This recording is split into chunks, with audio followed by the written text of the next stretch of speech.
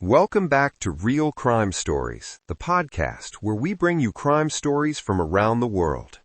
It was a Wednesday night in Georgia, and for the first time in a long while, Teresa felt hopeful. She had just spent the evening with her sister, talking excitedly about her new apartment and the fresh start she believed was finally within reach. Everything seemed to be falling into place. Around 10:30 p.m., Teresa made one final phone call to a friend. She explained that she was heading back to the house she still shared with her soon-to-be ex-husband to collect a few remaining belongings. She planned to wait until he was asleep, hoping to avoid any confrontation. After that call, no one ever heard from her again. Her phone went silent. Her car later turned up in an unexpected location, and the man she was trying to leave behind had a story, one that immediately raised questions. What truly happened that night would take years to uncover, and the truth was far more disturbing than anyone could have imagined. This is the story of Teresa Parker. Teresa Fielding was born on September 9, 1965, in San Diego County, California, to Claire and William Fielding. She grew up in a lively household with 4 siblings, Hilda, Jerry, Richard, and the youngest, Christina. From an early age, Teresa shared an especially close bond with Christina, a connection that endured throughout her life. Family meant everything to Teresa. As an adult, she was known for her warmth, empathy, and easygoing nature, qualities that naturally led her into public service. She found her calling as a police dispatcher in Lafayette, Louisiana, where she thrived in the high-pressure environment. By chance, Christina and her family had also relocated to the area, allowing the sisters to remain inseparable. In September 1992, Teresa's career advanced when she was appointed supervisor of the Emergency Services Center in Walker County, Georgia. Around this time, her life became intertwined with that of Samuel Logan Parker, a local police officer born in 1956 and raised in Walker County. Law enforcement defined Samuel's identity. He lived for the badge and allowed little else to matter. But behind the uniform was a troubling history. In the 1980s, Samuel married Kayla Burrell. During his second stint with the Lafayette Police Department in 1989, Kayla confided in friends that Samuel had physically assaulted her while in uniform. Those allegations reached city leadership, including the police chief and city manager. Nothing was done. Samuel was never questioned, and the abuse continued. During one incident, after Kayla confronted him over a harmless interaction with a store clerk, Samuel snapped. He dragged her by the hair through broken glass and handcuffed her to a bedpost. Even after she managed to leave him, the violence escalated. Samuel broke into her new home, pinned her to a couch, pressed his service revolver to her head, and threatened to kill her, warning that no one would ever find her body if she spoke out. Teresa never knew this history. Samuel courted her with charm, and it worked. Friends and family believed he was attentive, humorous, and gentlemanly. Teresa fell in love. On September 11, 1993, they married. Their relationship was passionate but volatile. While Samuel's career flourished, his darker tendencies resurfaced in home. By 2002, he had reached the height of his profession, but behind closed doors, their marriage was unraveling. On May 4, 2002, police were called to the couple's home for a domestic disturbance. Samuel was intoxicated and enraged, accusing Teresa of infidelity.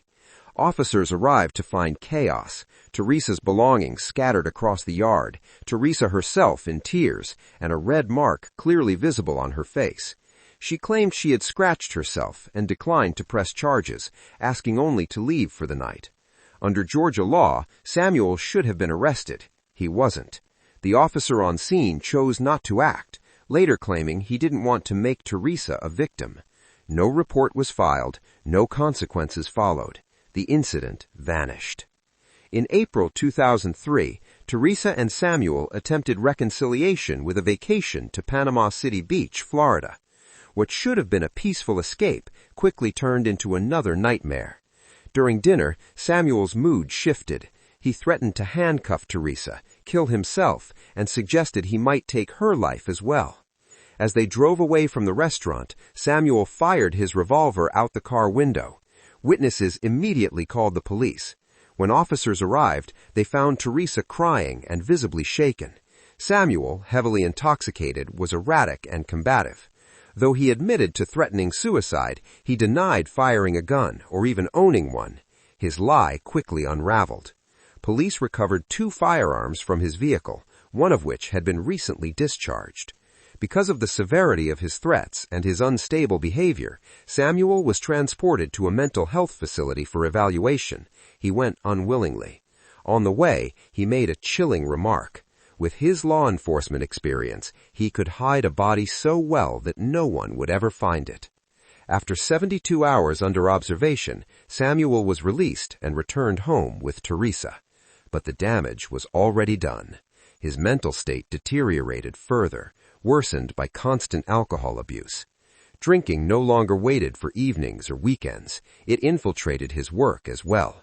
Their home, once fragile, now crumbled entirely. By April 2006, Teresa sought help from 2 of Samuel's colleagues, Dino and Sheriff Steve Wilson. She spent 45 minutes with them detailing Samuel's erratic behavior, alcoholism, the Florida incident, and his ongoing threats. She made it clear she didn't want him arrested, she just wanted him out of the house. Soon after, Teresa took the first major step toward freedom. She filed divorce. Her sister Christina stood by her side, and for the first time in years, Teresa radiated relief. By early 2007, she was planning a fresh start. She searched for a new apartment close to Christina, hoping to spend more time with her nephews.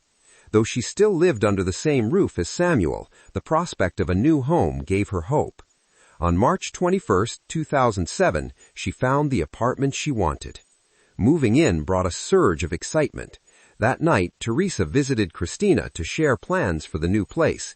As they hugged goodbye, Christina sensed an emptiness she could not explain. Around 10:30 p.m., Teresa called her close friend and colleague, Rhonda Knox, explaining that she would briefly return to the marital home in Lafayette to gather a few remaining belongings. She planned to wait until he was asleep, hoping to avoid any confrontation. After that call, no one ever heard from her again. Her phone went silent. Her car later turned up in an unexpected location. And the man she was trying to leave behind had a story, one that immediately raised questions. What truly happened that night would take years to uncover, and the truth was far more disturbing than anyone could have imagined. This is the story of Teresa Parker. At around 2 a.m., Samuel appeared at the home of Christy Bellflower, a woman he was reportedly seeing. Using her phone, he called fellow officer Ben Chaffin. What he told Ben was horrifying. He claimed he had done something to Teresa and no one would ever find her. Before ending the call, he warned Ben to remain silent or face consequences. By 5 a.m., Samuel left the residence. Investigators believe that sometime during the early hours, he disposed of Teresa's body, likely in a remote area about 30 miles from Walker County, near a river and hunting trail he had known since childhood. At 6 a.m., Rhonda received a call from Teresa's phone. No one spoke on the line before it went dead. Repeated attempts to reach her by cell and landline failed. Alarmed, Rhonda contacted Shane Green, a friend at the Walker County Sheriff's Department, and asked him to check on Teresa. Shane and fellow deputy Corey Griffin arrived at the Lafayette home and searched the perimeter. Samuel's gray truck was parked outside. Though the garage was locked, Shane peered through a crack with his flashlight. Inside was Samuel's police car, but Teresa's vehicle was gone. Christina, unaware of the danger, assumed her sister was busy settling into her new apartment. But by the afternoon, concern deepened. Teresa's SUV had returned to the house she shared with Samuel, yet she was nowhere to be seen. Her phone went unanswered. Even Samuel was calling her. More than 24 hours had passed without contact. On Saturday, March 24th, the Parker family filed a missing person report. Friends, neighbors, and community members mobilized, holding vigils, posting flyers, and searching desperately for any lead. Recognizing the gravity of the case, Sheriff Steve Wilson brought in the Georgia Bureau of Investigation. Special Agent James Harris was assigned to the case. Harris began at Teresa's new apartment, where he found clothes, shoes, and her work uniform, but no sign of Teresa. The community rallied. Search teams combed the woods, drained ponds, and sifted through the local landfill, but the landscape was vast. Dense forests stretched endlessly around the couple's former home. As suspicions mounted, Special Agent Harris interviewed Samuel. The officer claimed Teresa had left voluntarily because of the divorce, but inconsistencies in his timeline immediately raised red flags. Something did not add up. The Parker home was searched 5 times. Investigators confiscated old rifles and weapons, though none appeared directly connected to Teresa's disappearance. Samuel lashed out at police, accusing them of targeting him unfairly and suggesting they check Teresa's belongings instead. To strengthen their case, authorities brought in scent-tracking dogs. Using Samuel's scent from his clothing and patrol car, the dogs followed a trail up a hill and back down, a pattern consistent with the theory that he had carried a body into the woods. Still, Samuel maintained his story. Teresa had simply left, and the police were inventing a narrative without proof. The investigation faced another obstacle. The officer who had received Samuel's early morning confession never reported it. Months passed, leads dried up, and yet evidence repeatedly pointed back to Samuel. During another search of the former marital home, a crime scene technician discovered what appeared to be traces of blood. The case was no longer just a missing person investigation. Forensic analysis soon revealed that Samuel's vehicle had been meticulously cleaned, scrubbed of any visible traces, a quiet attempt to erase the truth. Months of mounting evidence culminated in a career-ending blow. After 25 years in law enforcement, Samuel Parker was fired, not for misconduct in the field, but for storing explosives in his locker at work. The dismissal confirmed what many had long suspected. Samuel was spiraling out of control. He no longer respected the badge he once worshipped, or the institution that had shielded him. Then came the discovery that changed everything. Forensic experts confirmed the presence of Teresa's blood and Samuel's DNA in the back of his truck. On February 4, 2008, Samuel was arrested and formally charged with his wife's murder. He clung to his story, claiming Teresa had gone to Florida or crossed the border, but there was no body, no final proof. The case went to trial. On August 17, 2009, proceedings began. Samuel never testified in his defense. His legal team suggested Teresa might still be alive.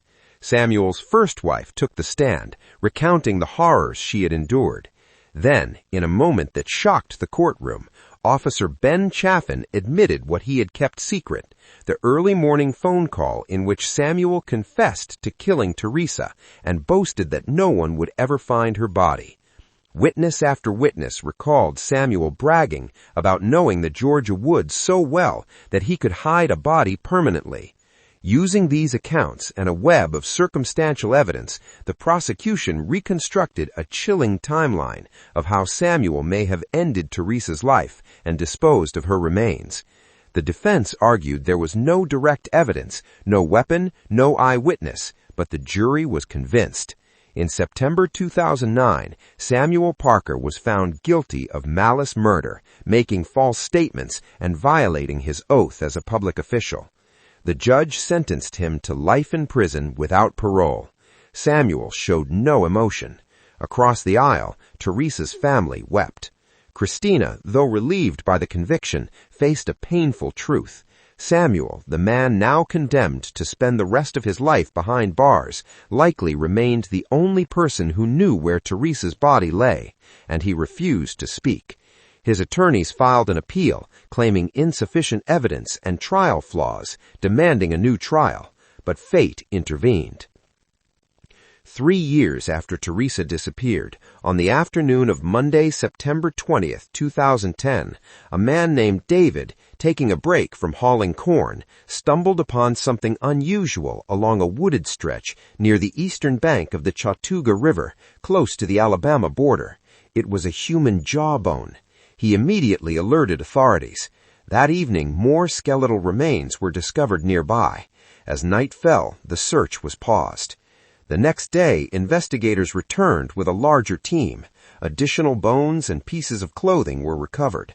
Ironically, a separate search for Teresa had been underway in a completely different area, far from the state line.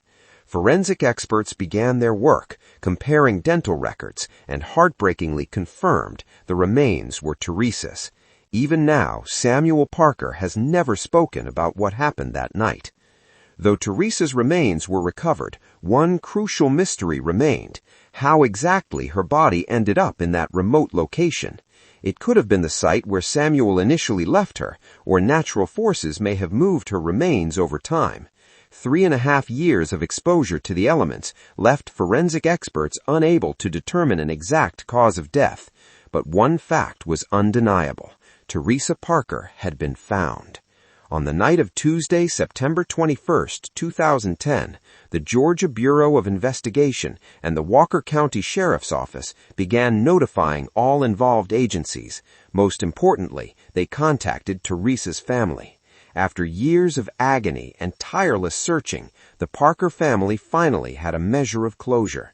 That Wednesday, just past noon, Sheriff Steve Wilson called a press conference. Between 3 p.m. and 5 p.m., local reporters gathered outside the Walker County Courthouse, cameras ready for the evening news. The conference took place in the Public Affairs Room in the basement of the Commissioner's office.